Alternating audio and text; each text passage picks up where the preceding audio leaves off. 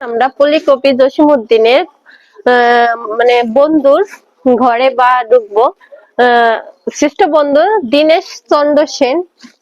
এত সুন্দর একটা ঘর, দেখেন ভিতরে এত এত কবিতা বা এত সুন্দর করে রাইখা দিয়া প্রতিটা ইসে দেওয়াল দেওয়াল না তো, যাই হোক হার্ডবোর্ডের মতন লাগাই রাখছে প্রতিটা লেখা এত স্পষ্ট ভাবে, ঠিক আছে।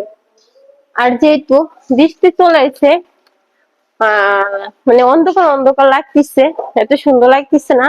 আর ভিতরে কলম অনেক খেলনা, দেখেন সব মাটির পুতুল, মাটির খেলনা এই ঘরে, মানে সবই মাটির জিনিস, এছাড়া আর কিছুই নাই। আর ঘোড়া ঘোড়া মানে ঘোড়া বলে আপনাকে ভাষায় জানি না, আমাদের ভাষায় ঘোড়া বলে। সে ঘোড়ার এত সুন্দর করে ডিজাইন করে ঝুলাই রাখছে উপরে ছিয়ে ছিয়ে দিয়ে।